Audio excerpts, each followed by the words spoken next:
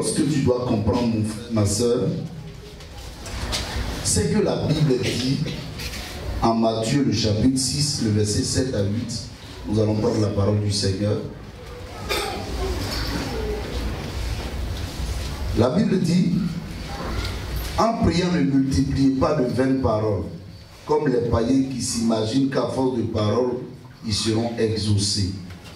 Ça c'est pour les païens. Pour nous c'est au verset 8. Il dit, ne leur ressemblez pas, car votre Père sait de quoi vous avez besoin avant que vous le lui demandiez. Fait. La Bible dit que ce matin, X est venu à l'église. Quelqu'un dit je le suis.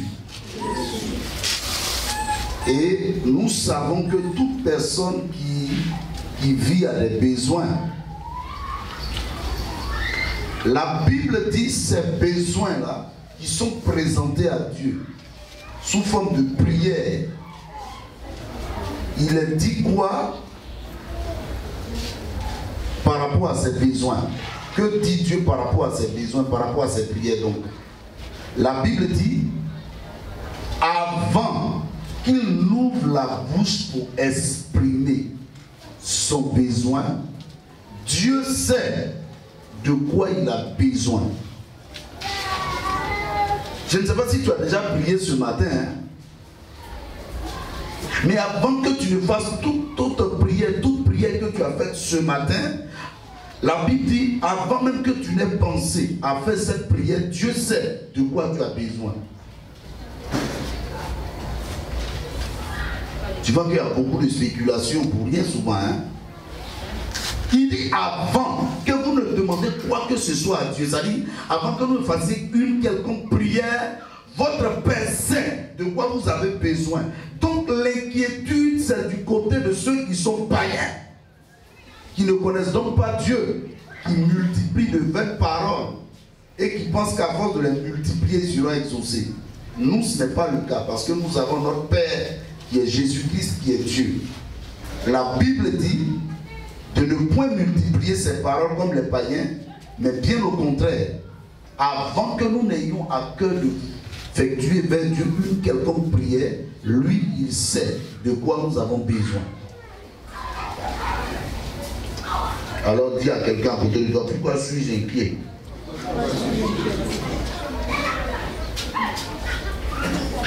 Vous savez, ces derniers temps, dans ces dernières heures de la fin des temps, du retour du Seigneur Jésus-Christ, il y a eu beaucoup de choses qui se sont ajoutées. Il y avait des hérésies qui se sont ajoutées à la parole de Dieu. Lesquelles hérésies ont déformé, ont dénaturé la personne du Seigneur Jésus-Christ. Quand quelqu'un est dévalué, quand quelqu'un est dénaturé, la valeur qui lui était propre ne l'est plus à nos yeux. Donc du coup, nous voyons Jésus-Christ comme un citoyen lambda, comme un Dieu comme ça, quelconque. Pourquoi? Parce qu'on est loin de la parole de Dieu et on est proche des hommes. Par leurs idéaux, par leurs propos, par leurs paroles. On est plus convaincu par leurs paroles que par la parole de Dieu, de laquelle nous sommes loin. Demande à quelqu'un de qui es-tu proche.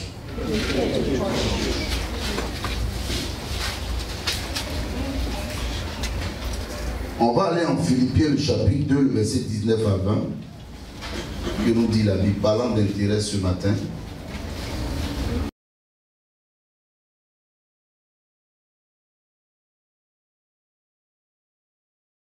À 21. Bon, on peut prendre 19. La Bible dit, j'espère dans le Seigneur Jésus-Christ vous envoyer bientôt Timothée afin d'être encouragé moi-même en apprenant ce qui vous concerne. Car je n'ai personne ici qui partage mes sentiments pour prendre sincèrement à cœur votre situation. Paul parlant, et il dit, tous en effet cherchent leurs propres intérêts et non ceux de Jésus-Christ. Tous en effet sont préoccupés par leurs intérêts tous en effet sont tellement perturbés par leurs idées, leurs projets, leurs soucis qu'ils mettent en second plan les intérêts du Seigneur. Au fait, quand Paul dit à ces hommes-là, aux Philippiens, que tous en effet cherchent leurs intérêts au lieu de chercher ceux du Seigneur, ça veut dire que normalement ils devaient d'abord chercher les intérêts de Dieu, chercher d'abord la volonté de Dieu que de chercher leur volonté à eux. C'est-à-dire chercher d'abord à satisfaire ce qui est pour Dieu avant de chercher à satisfaire pour eux. Mais malheureusement, il dit qu'il ne partage pas lui sa vision. Lui, Paul, il ne partage pas sa vision parce qu'ils sont tous cantonés sur leurs projets, leurs intérêts à eux. Est-ce que tu ne fais pas partie de ceux-là ce matin? Maintenant, ce qui est terrible, c'est que quand quelqu'un cherche son intérêt à lui, quand quelqu'un prie d'abord pour son intérêt, quand quelqu'un travaille d'abord pour son intérêt, ce qui est malheureux, c'est qu'il aurait pu recevoir quelque chose, mais la Bible dit, tous ces hommes-là, c'est de vaines paroles, c'est des choses inutiles qu'ils multiplient, qui ne sont pas exaucées, qui n'ont pas de portée. Ça veut dire quoi? Quand quelqu'un, ça veut dire que tu gaspilles, quand quelqu'un gaspille, travaille à son intérêt personnel, normalement il aurait dû recevoir, quelque chose de convenable, d'appréciable. Mais loin de là, la Bible dit, c'est de vaines paroles, ça veut dire que c'est des paroles inutiles, ça veut dire que c'est une énergie inutile qu'il gaspille. Parce qu'il cherche son intérêt à lui. Parce que Paul dit, ils auraient pu chercher celui de Jésus-Christ d'abord, ceux de Jésus-Christ, au lieu de chercher leur intérêt à eux. Maintenant, j'aimerais que tu poses la question à ton âme. Naya David, dis ton nom. Depuis que tu cherches ton intérêt à toi, c'est un langage qui est propre aux Ivoiriens. Qu'est-ce que tu as reçu? Depuis que tu priorises tes intérêts à toi, qu'est-ce qui s'est passé agréablement, merveilleusement, extraordinairement dans ta vie, Naya David? Pose-toi la question, c'est à toi-même que tu te poses la question, c'est pas à ton voisin, c'est à toi-même. Regardons-nous, observons-nous, et nous nous rendrons compte ce matin que nous courons derrière le vent. Le vent ne peut le saisir, et c'est bien malheureux. Voilà pourquoi je veux dire à quelqu'un, nos intérêts après ceux de Jésus-Christ. Après que ceux de Jésus-Christ aient été satisfaits, on nous vient ensuite, on nous vient après. Je veux que tu le répètes avec moi. Mes intérêts après ceux de Jésus-Christ. Est-ce que tu le dis avec sincérité? Est-ce que tu le dis avec vérité? Il faut le répéter encore à toi-même. Mes intérêts après ceux de Jésus-Christ. Ça veut dire qu'après avoir écouté cet enseignement que nous verrons sur quelques dimanches avec des exemples précis des personnes qui ont priorisé l'intérêt de Dieu, qui ont mis en primeur l'intérêt de Dieu, tu dois commencer désormais à considérer que tes intérêts à toi doivent passer au second plan, pour Jésus-Christ d'abord. C'est ça la conversion. Mes soucis après, l'intérêt de Dieu d'abord. Mes problèmes après, l'intérêt de Dieu d'abord. Mes besoins après, l'intérêt de Dieu d'abord. Si tu apprends à le faire, mon frère, je ne te donne pas un mois que les choses commenceront à changer positivement dans ta vie. Il y a quelqu'un qui m'a dit Amen. Amen. Celui qui a dit Amen croit en cette parole. Celui qui a dit Amen croit en cette parole. Celui qui a dit Amen avec foi croit en cette parole. Je te donne seulement un mois. Quand tu commenceras à mettre au devant, quand tu commenceras à mettre d'abord l'intérêt de Dieu, je te donne seulement un mois, que tu verras les choses se décanter naturellement, que tu verras des esprits partir naturellement. J'allais dire des esprits impurs partir naturellement, parce que tu auras mis les intérêts de Dieu au devant d'abord. Tu auras d'abord priorisé les intérêts de Dieu. C'est ce qu'on ne cherche pas, voilà pourquoi on souffre. Toutes les personnes qui cherchent toujours à satisfaire leur désir, leur intérêt au-dessus de ceux de Dieu sont des personnes qui sont toujours mélancoliques, elles sont toujours troublées, elles sont toujours confuses, elles sont toujours incomprises par elles-mêmes d'abord. Je ne comprends pas ma vie. C'est pas quelqu'un qui dit je ne comprends pas ta vie, hein. C'est lui qui dit je ne comprends pas ma vie, je ne comprends pas ma situation. C'est la confusion. En temps normal, qui te connaît mieux que toi? Qui sait où tu vas? Après Dieu, c'est qui? Dieu même tu ne le vois pas. Donc normalement, si toi tu ne comprends pas ta situation, qui d'autre peut te comprendre? Ça veut dire qu'il y a danger. C'est comme quelqu'un qui dit je ne maîtrise pas mon pays. Si toi tu ne maîtrises pas alors que tu es censé être celui qui maîtrise son pays, mais qui d'autre va maîtriser ton pays? Je ne maîtrise pas ma maison. Mais si toi qui es le chef de la maison, habitant de la maison, tu ne maîtrises pas ta maison, qui va quitter Dieu pour maîtriser ta maison pour toi? Quelqu'un dit je suis confus. Parce que je ne mets pas au devant les intérêts divins. Ce matin, je vais commencer à le faire. Au nom de Jésus-Christ. Dis au nom de Jésus-Christ. Et dis-moi Amen. Bien-aimé dans le Seigneur, de façon biblique, explicite, il y a des hommes et des femmes qui ont mis au devant de leurs intérêts ceux de Dieu, qui ont mis au devant de leur vie les intérêts divins, qui ont mis au devant de leur volonté la volonté divine. Je ne veux pas que tu parles de souvent comme si tu récitais ta leçon d'histoire, mais je veux que tu parles comme si tu parlais de toi-même, pour dire quoi? Ce qu'il a fait. Et Dieu a fait après dans sa vie. Ce qu'il a eu à faire, pour lequel Dieu a fait des choses dans sa vie.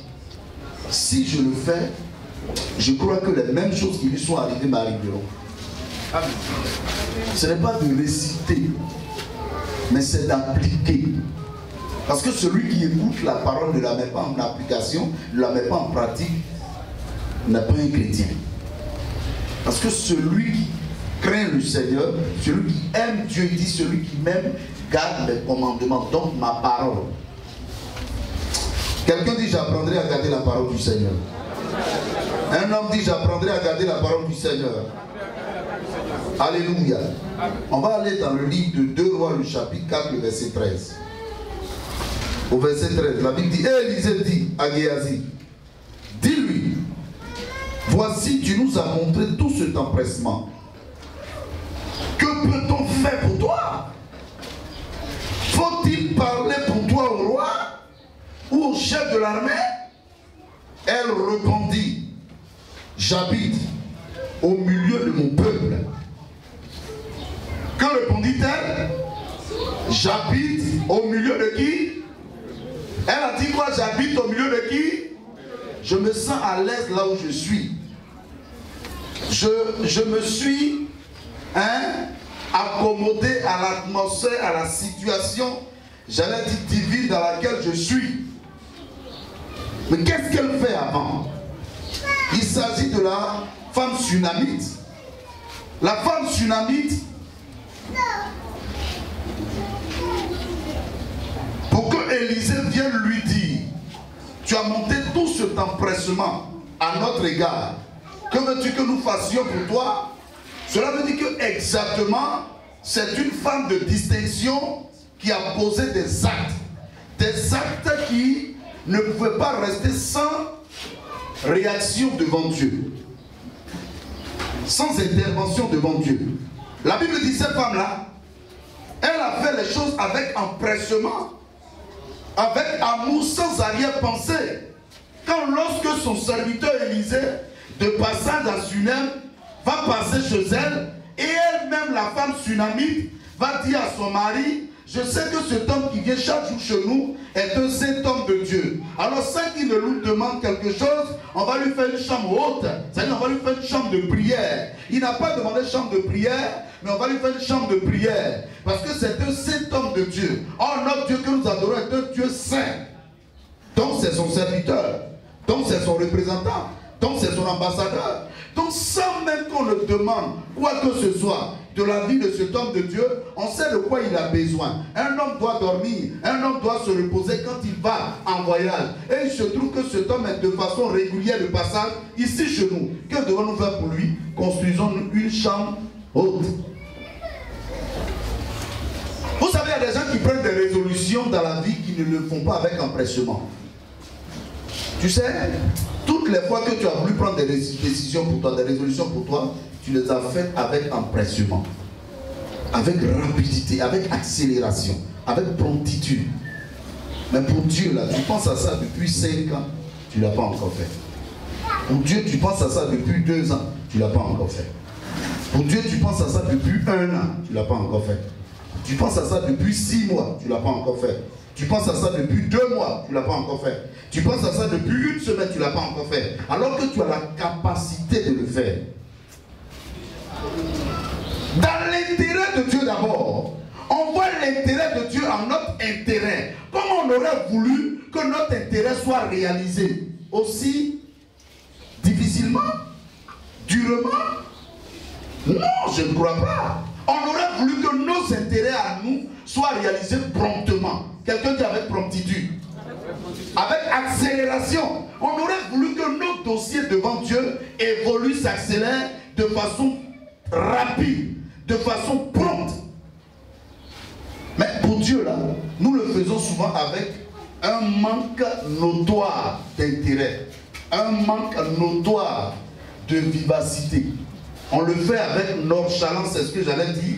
On le fait avec découragement, avec oh, wow. Bien aimé, la Bible dit cette femme-là, elle a fait ce qu'elle devrait faire pour Dieu, donc pour son serviteur, avec empressement. Elle a fait avec vitesse. Elle a fait dès qu'elle a su qu'elle pouvait le faire. Elle s'est donné les moyens et le temps de le faire. Quand un homme dit avec un tel empressement il nous a reçu, il sait de quoi il parle. C'est souvent des personnes qui reçoivent des invités chez eux, à peine l'invité est assis, qu'on a déjà préparé le riz, qu'on a déjà mis sur son feu, il dit, ah, il vient à peine d'arriver, ça va être 30 minutes. Elle dit, mais évidemment, c'est ce que les femmes gentilles font, les femmes bien. Elles font, voilà pourquoi elles ont la grâce de leurs beaux-parents. À peine son beau-père arrive, son beau-frère arrive, son ami, c'est-à-dire une connaissance de la famille arrive, on sait qu'il a faim, on ne lui demande pas tu dois manger, mais quand on met le plat devant lui, il mangera. Mais quand on lui demande d'abord est-ce que tu dois manger?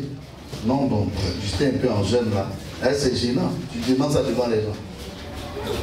Or pour toi, tu aurais voulu que la chose soit présente devant toi et puis on sort de la maison. Tu vas toucher le plat comme jamais tu l'as touché. Voilà pourquoi les hommes bien, ils ne demandent pas est-ce que tu veux, ils te donnent ça et puis ils demandent toi. Fais-en ce que tu veux. On ne demande pas, pasteur, est-ce qu'on a besoin de quelque chose pour l'église? Le Seigneur en a toujours besoin. L'homme de Dieu ne dit pas à la femme, j'ai besoin d'une chambre haute. Mais elle sait qu'un homme de Dieu a besoin d'un lieu de retraite et de prière.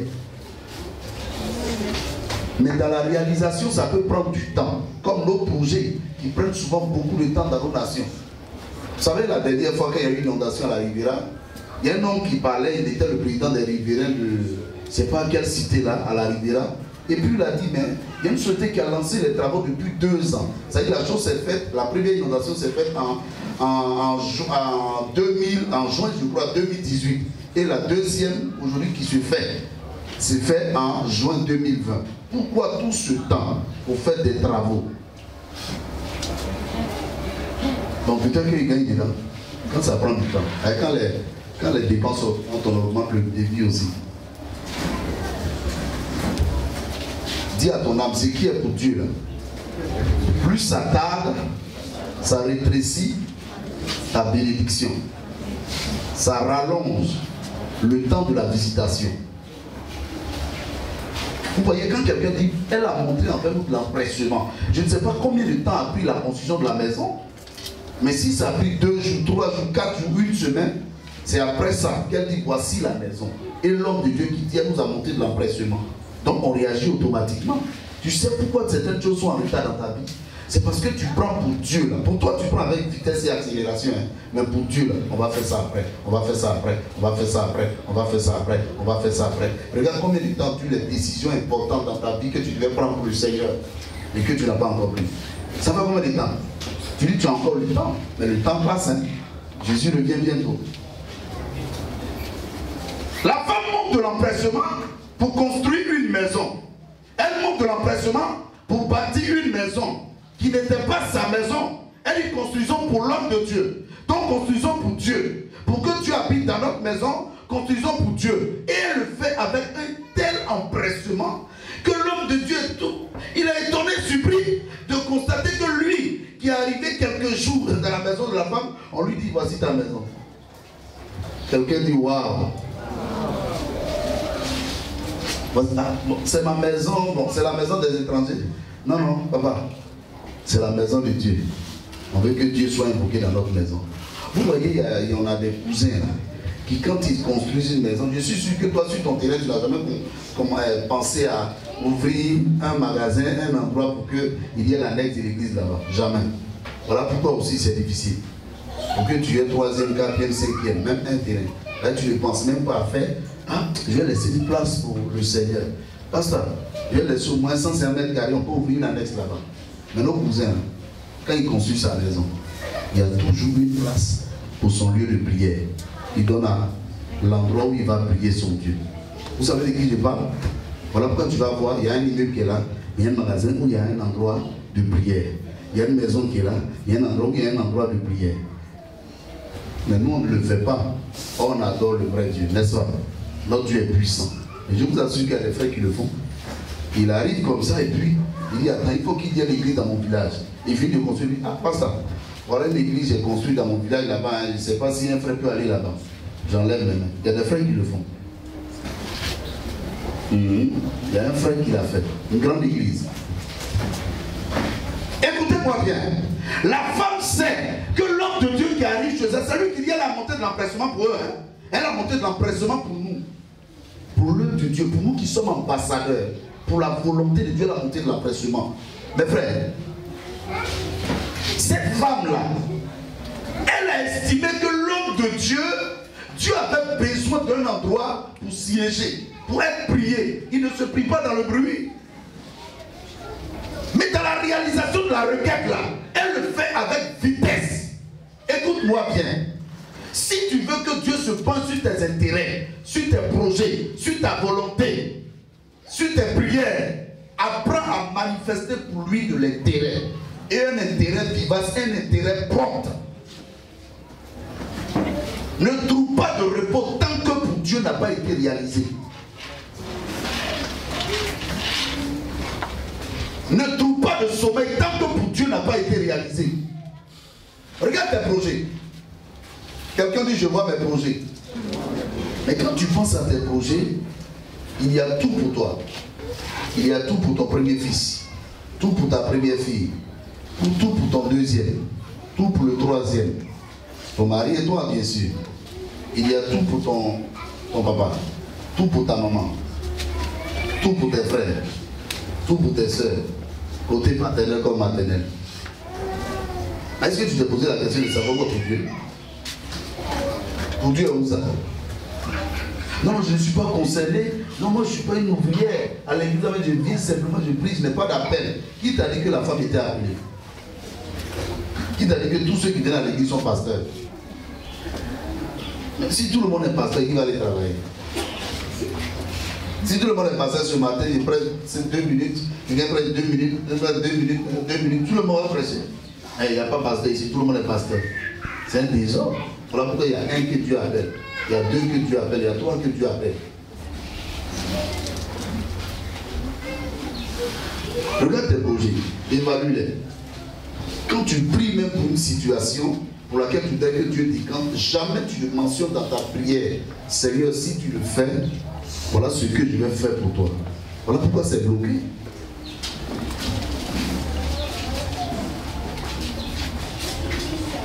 Jamais on a entendu des gens qui vont en voyage, qui disent non, je vais voyager. Et puis on leur dit, mais à quoi en voyage? On dit non, là-bas le SMIC est plus élevé.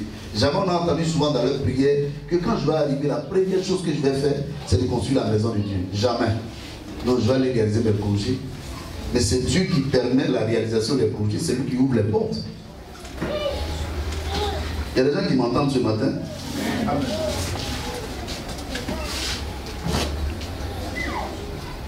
Jamais on a dit dans nos activités que non, tu sais, Seigneur, à chaque période, à une période particulière, je fais une offrande particulière pour mon activité, pour que ça ait, il y ait de l'impact dans ce que je fais. Non, loin de là, Seigneur, bénis mon activité, bénis mon activité, bénis mon activité, bénis mon activité et bénis mon activité. À peine, si on prélève la dîme. Mais comment voulons-nous que Dieu fasse prospérer notre activité? La femme s'est empressée de faire, elle en a parlé avec son mari, qui avait la même pensée, la même vision qu'elle.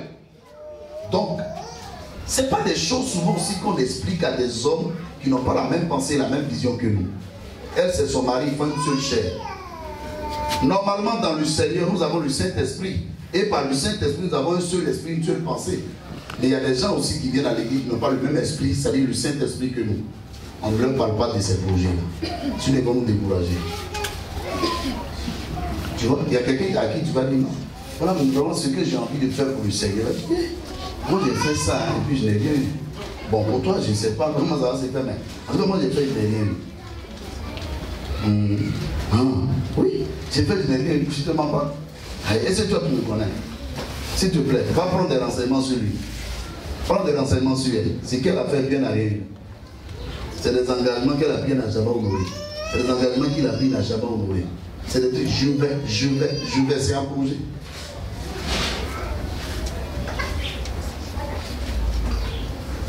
La femme n'a pas fait de projet. Elle a exécuté ce qu'elle a pensé. Elle a pensé être juste. Écoute-moi bien. Dans l'intérêt de Dieu que tu mets au devant, dans l'intérêt de Dieu qui passe avant toi ton intérêt, écoute, on n'en parle pas avec n'importe qui, n'importe où, n'importe comment. On le réalise. Et Dieu te voit dans ton empressement. Par l'exécution de cette œuvre, par l'exécution de cette foi-là, par l'exécution de ce projet-là pour lui. Dieu te voit dans ta foi. Au fait, ce n'est pas l'homme qui te voit, mais c'est Dieu qui te voit. Il dit, mais attends, quel est ton projet, quel est ton sujet, quel est ton besoin? Mon besoin comment? Tu as monté tant d'empressement.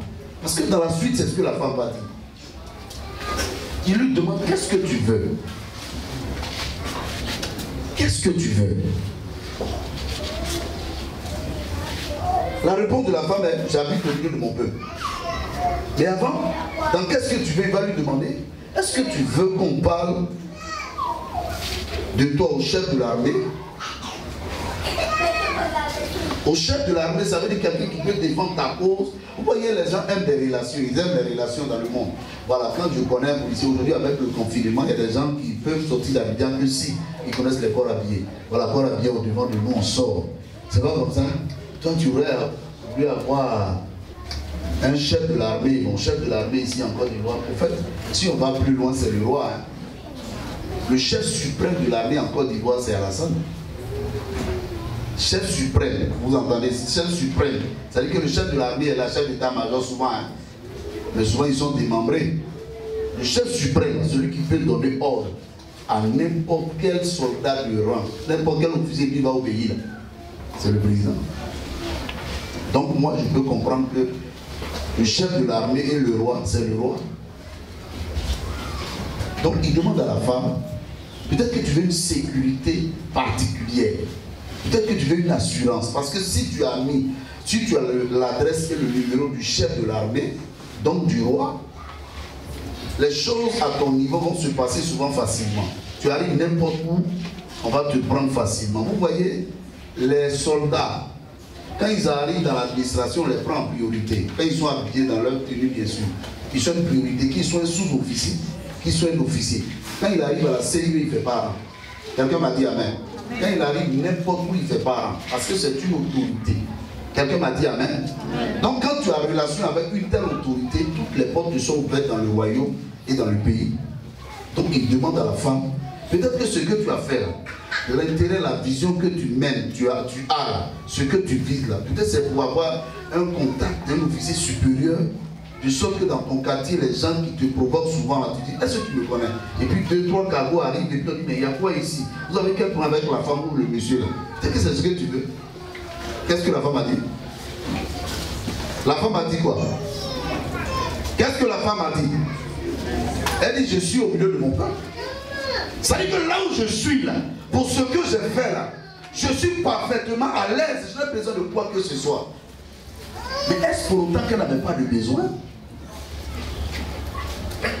Il y a des gens à qui on ne demande pas. Qu'est-ce que tu veux qu'on fasse? Oui, bon, la maison de mon papa pour la maison de maman pour. J'ai dit, bon, pour moi, je n'ai pas moyen depuis combien de jours? Il y a mon oncle ici, là. On dit, non, non, tu veux qu'on fasse quoi pour toi? Qu'est-ce que tu veux? Demande à ton voisin, tu as trop de problèmes, hein? Le problème de l'humanité, tu as tellement changé que tu dois tout régler en même temps. Écoute, il y a une résolution de problème. Il y a une solution qui peut être apportée à ta vie et qui va solutionner tous les autres aspects de ta vie.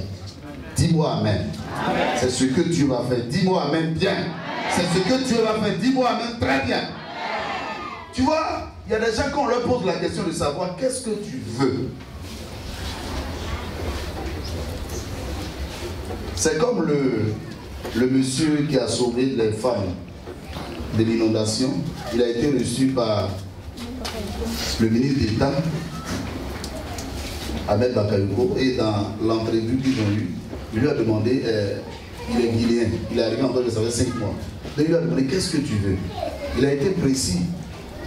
Il dit, je suis un biologiste, je voudrais travailler dans un laboratoire. Comme il est en Guinée, il ne peut pas travailler dans l'administration ivoirienne. Normalement, on peut lui donner exceptionnellement la nationalité. Comme Mamoudou Gassama, et puis il va travailler dans l'administration. Exceptionnellement pour ce qu'il a fait. L'acte de bravoure qu'il a eu à poser, là, on peut lui donner la nationalité à titre exceptionnel. Et puis l'intégrer. Si tu ne connais pas la loi, il faut demander. Voilà. Nous on est ici, on ne peut pas travailler. Ça, c'est pas ça. Voilà. Toi, tu n'es rien même. Jésus est quelque chose. Voilà. Quand on lui a demandé, qu'est-ce que tu veux qu'on fasse pour toi? Pour ce que tu as fait, il a été précis. Il a dit, je veux travailler. Il dit, ok, on va contacter les entreprises sur place. On va le faire rapidement. Ne pas que ça reste en l'état et puis on oublie ça. On va faire rapidement. C'est pas ce que tu voudrais qu'on fasse pour toi. On demande à la femme, qu'est-ce que tu veux? J'avais même dit que la femme a tellement de préoccupations à un certain niveau qu'elle dit, je suis au milieu de mon peuple. Je me sens à l'aise là où je suis. Il y a des frères à qui on ne demande pas hein, à l'église. Mais pourquoi tu as attaché ton foulard là à gauche alors qu'habituellement tu as attaché à droite? Si il t'explique là, c'est toi. Tu ne sais pas pourquoi il a attaché ça à gauche aujourd'hui. Les gens n'ont rien dit. Mais dans l'église, les gens se foutent pas mal de moi. Hein. On n'explique pas mes problèmes aux gens pour que les gens me disent Yahoo. Hey, redescends. Redescends. J'ai eu un palu la semaine je suis passé là. Est-ce que tu es au courant? Est-ce que tu es au courant? Mais pourquoi toi, quand tu es un petit mal, je suis malade. Pourquoi tu veux que tout le monde soit informé? Hein? Tu peux même dire au pasteur, ah vraiment je ne me sens pas bien, ok, Dieu te garde. Mais non, il y en a d'autres même qui vont même sur internet. Ah, je suis malade ces temps-ci. Ah vraiment, voilà pourquoi, priez pour moi. Priez. Quand les gens vont sur internet, c'est pour prier pour rien. Et puis on met jeune. Quelqu'un qui est malade et puis on met jeune. L'objectif c'est lequel? Comme encore plus malade. Écoutez-moi bien. Celui qui a pour intérêt supérieur les intérêts du royaume, les choses du royaume, qui présente toujours en primeur, en priorité, les intérêts du royaume, quand on lui demande qu'est-ce qu'il veut, il ne sait pas ce qu'il va demander. Voilà pourquoi le Seigneur dit, on ne sait pas ce qui nous convient de demander. Mais lui, le Saint-Esprit, il sait de quoi nous avons besoin. Parce qu'il pousse devant Dieu des soupirs inexprimables pour nous. Ça veut dire qu'au-delà de ce que tu veux, quand on te demande tu veux quoi, tu dis, non, ça va. C'est ce qu'une femme a fait. Les hommes de foi, les femmes de foi, quand on leur demande, c'est tellement important ce qu'elle veut, elle ne sait pas comment placer, où placer le sujet là. Donc elle dit non, ça va. Non, juste, Dieu m'a mis à cœur, je l'ai fait. Souvent on dit, viens, je vais prier pour toi. Seigneur, tu connais le besoin de ta servante. Tu connais le besoin de ton serviteur. Exauce-le. Sans mentionner ce besoin. Et quelque temps après, il vient rendre témoignage pour dire, ah, j'ai posé tel acte devant Dieu. Voilà ce que Dieu a fait pour moi.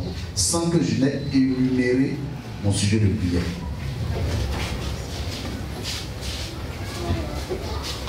Quelqu'un dit les intérêts de Dieu avant mes intérêts. Écoutez, je veux que nous fassions comme cette femme-là, dont les témoignages passent très souvent dans les églises, quand nous sommes en situation exceptionnelle. Bon, je crois bien qu'elle ne passe plutôt Maman Ouattara. Maman Ouattara, c'est une femme, elle était musulmane, avec son mari, et elle n'avait pas d'enfant. Depuis combien d'années de mariage, elle n'avait pas d'enfant.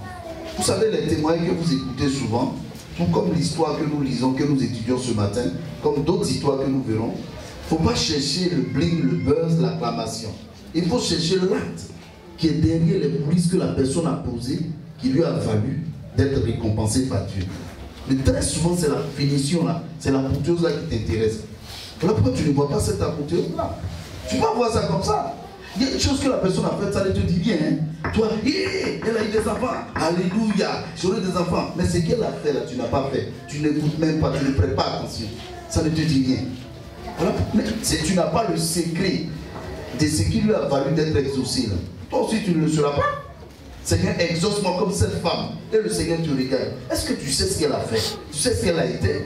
Tu ne sais pas. Exauce-moi comme elle. Maintenant, quand il présente les intérêts, quand il présente les choses, tu te sens coincé et tu t'essaies, tu te retires. Oh, elle ne s'est pas retirée. La femme là, parce qu'elle était stérile, son mari l'a laissé, il allait voir dehors. Elle était à la maison, maltraitée. Elle vendait les petites galettes là pour manger. Jusqu'à ce qu'un jour Dieu la voie dans sa tristesse, Dieu se révèle à elle pour la première fois. Il dit, je suis Jésus, elle ne sait pas qui est Jésus. Et pour la deuxième fois, il se révèle à elle. Et il va lui dire cette fois-ci, va là où je te montrerai. Suis ma voie, elle se lève de sa maison. Elle prend une voie et arrivée à un carrefour, elle voit une sœur en Christ. Elle lui demande, elle dit, Jésus me dit de te dire que tu sais où tu vas m'envoyer pour que je le voie.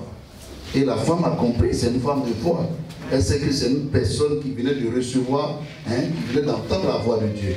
Qui venait de voir Dieu. Elle va la conduire à l'église. Quand elle la conduit à l'église, le pasteur a prêché. Le pasteur a fini de prêcher. Et réception des nouvelles personnes, quand le pasteur échange avec elle, elle dit, voilà, Jésus m'a dit de venir, qu'il est ici. Et le pasteur a commencé à sourire. Il lui a prêché l'évangile. Elle a accepté le Seigneur. Elle a été baptisée. Mon frère, son mari était toujours dehors. Ma soeur, son mari était toujours avec sa copine. Mais Maman Ouattara venait toujours à l'église. Ce qui m'a marqué dans sa prière, elle n'a jamais demandé, Seigneur, je veux que mon mari revienne.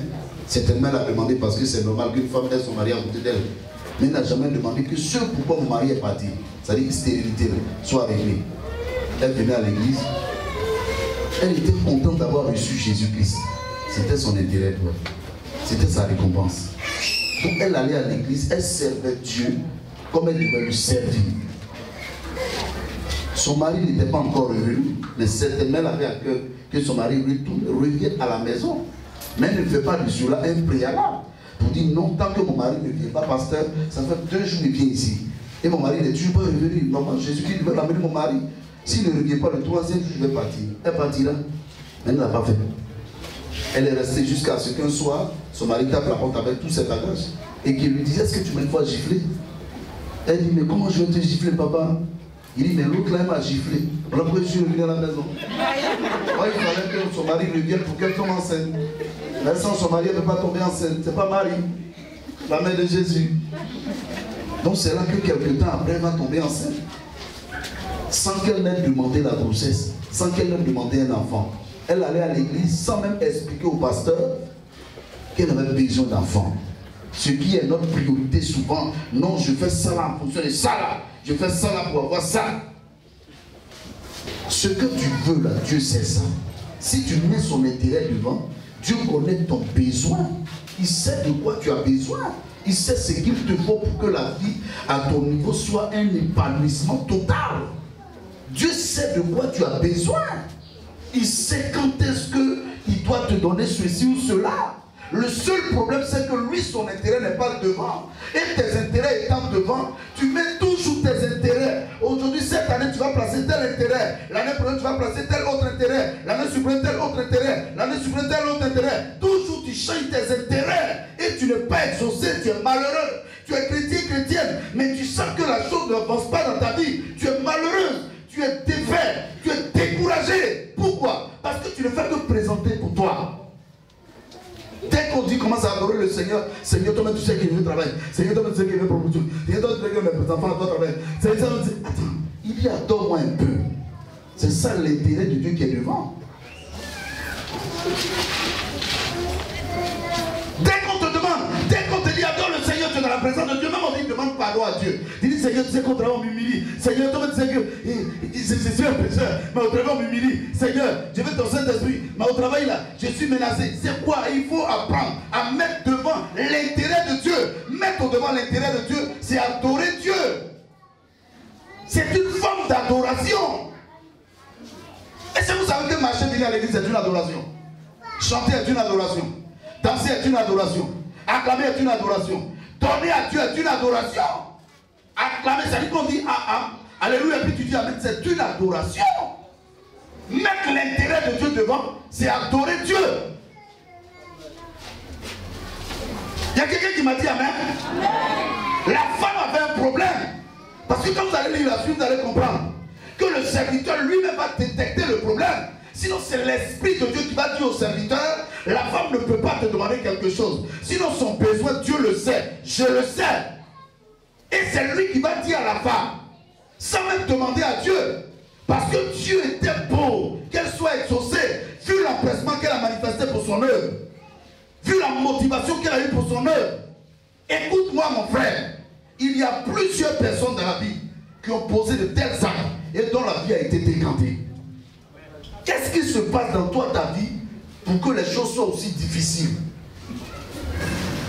Je me rappelle d'une maman à l'église en son temps, et même ici dans cette église, à un moment donné. Dès qu'on dit, je vais faire enfant, je vais faire enfant. Et puis quelqu'un l'a fait, mais tu n'es pas marié, tu es pas marié, je vais faire enfant. Tout enfant, c'est Marie, quoi. La mère de Jésus.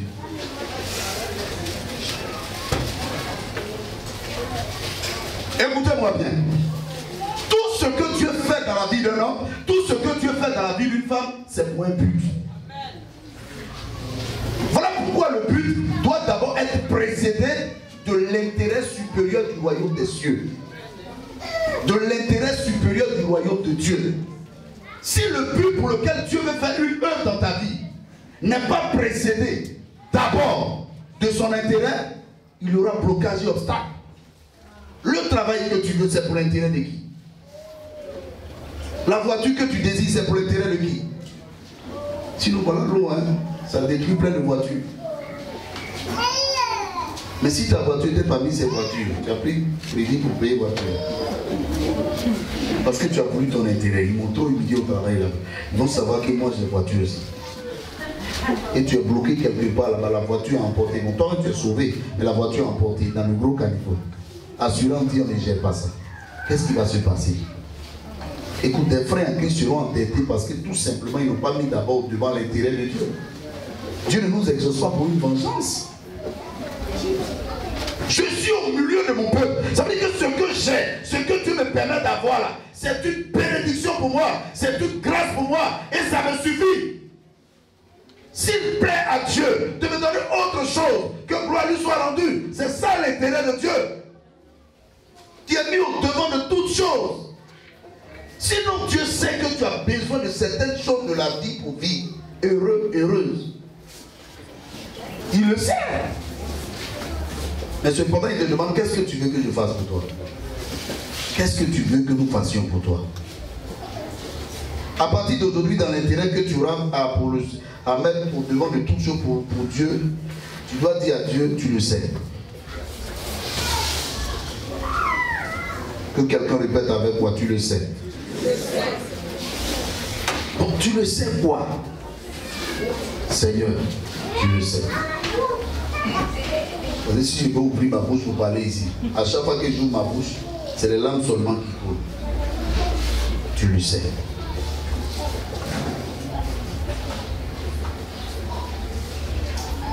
Au verset 14, la Bible dit, il dit Que faire pour elle? Et Géasi qui répondit, mais elle n'a point d'enfant et son mari est vieux. Et au verset 15, il dit appelle-la. Et Géasi l'appela. Ça veut dire que quand elle a fini d'exprimer même son besoin, pour dire que je suis au milieu de mon peuple, elle est partie. Hein. Elle ne s'est même pas arrêtée. Vous savez, ceux qui ont l'intérêt, c'est-à-dire que ceux dont l'intérêt premier, c'est celui de Dieu, ils sont désintéressés du tout. Si ce n'est des choses de Dieu, des intérêts du royaume.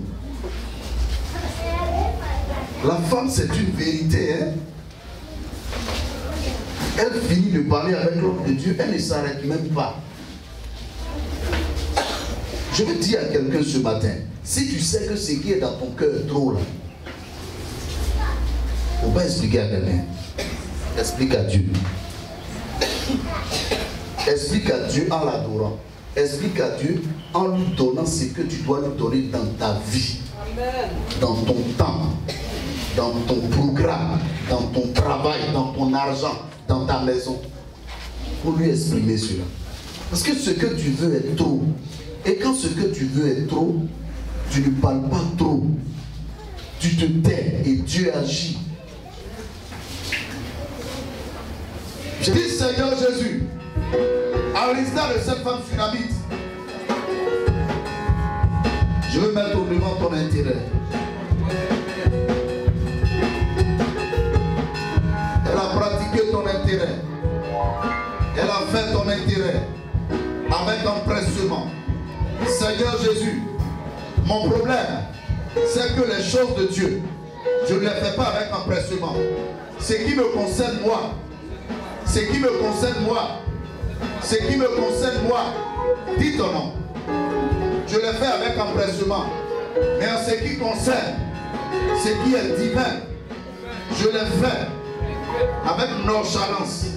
Je le fais avec tiédeur. Seigneur Jésus, cette femme, sans même demander à ton serviteur, alors qu'elle avait un besoin d'enfantement, la Bible dit qu'elle a fait la chose de Dieu. Elle a fait l'intérêt de Dieu avec empressement. Ce matin, je veux commencer à distinguer les choses de Dieu dans ma vie. Je veux commencer à séparer les choses qui sont divines des choses qui me sont personnelles. Seigneur Jésus, je vais faire la séparation de ce qui est divin d'avec ce qui est personnel. Et ce matin, pendant que je lève la voix et que je prie, je demande au Seigneur ce matin de me donner de l'empressement pour son œuvre. Seigneur Jésus, donne-moi de l'empressement pour ton intérêt, comme tu en as fait pour cette femme. Prie le Seigneur Jésus ce matin. Prie le Seigneur Jésus ce matin.